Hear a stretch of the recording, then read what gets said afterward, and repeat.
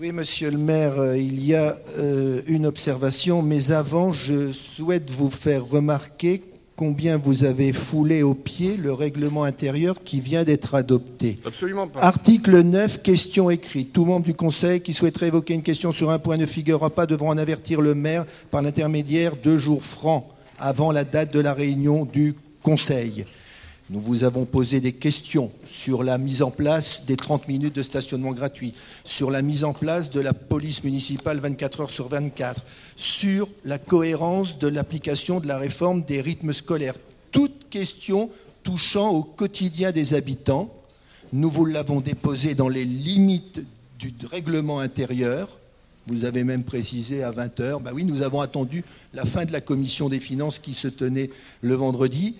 Et voilà que vous dites, dans un souci d'ouverture, je traite la première question sans même me permettre de l'exposer, la question que nous voulions poser sur les conditions d'organisation de la journée électorale, parce qu'il y a beaucoup de choses à dire, et les autres questions balayées d'un revers de main.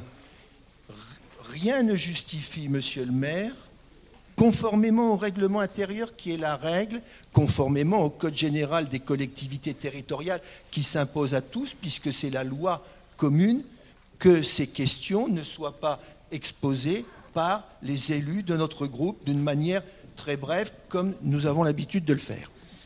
Deuxième... Pardon excusez-moi, j'ai pas entendu. D'une manière très brève, comme nous avons l'habitude de le faire, mais c'est vrai qu'il y en a qui comprennent vite et il y en a qu'il faut expliquer longtemps. Oui, parce que là, j'avais pas compris. Sur les conditions d'organisation de la journée électorale, vous avez répondu, vous y aviez déjà répondu. Les questions orales, c'est sans débat. Comment ? Les questions orales, c'est sans débat. Mais je vais l'exposer, la question écrite. La question que vous nous avez... C'est une question écrite. C'est sans débat. Oui. Et je vous l'ai dit, je vous l'ai résumé. Donc je l'ai fait pour vous. Oui, mais vous avez mal résumé ma pensée. Ah non, je n'ai pas résumé mal votre pensée. Si, parce que nous vous posons une question très claire sur la composition des bureaux de vote. Nous vous invitons, par le biais des services, à consulter le code électoral. Un bureau de vote doit être présidé par un élu municipal dans l'ordre du tableau. Le maire président le numéro 1 et tous les élus, ainsi de suite. J'ai répondu à votre question. Nous n'avons pas été J'ai répondu, invités. Il n'y a pas de débat sur les questions orales. En tout cas, il y a eu violation flagrante du code électoral. Nous n'avons pas été amenés à présider de bureau de vote. Et nous en faisons la demande très formelle aujourd'hui qu'à une prochaine élection... J'entends votre demande. Sauf à ce que nous soyons candidats ou empêchés par cas de force majeure.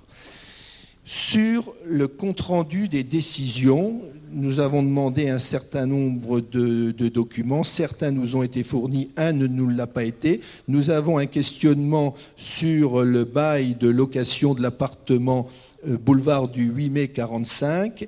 Et à cet égard, nous sollicitons de votre part, et c'était un de nos engagements de campagne, qu'il y ait un audit du patrimoine immobilier.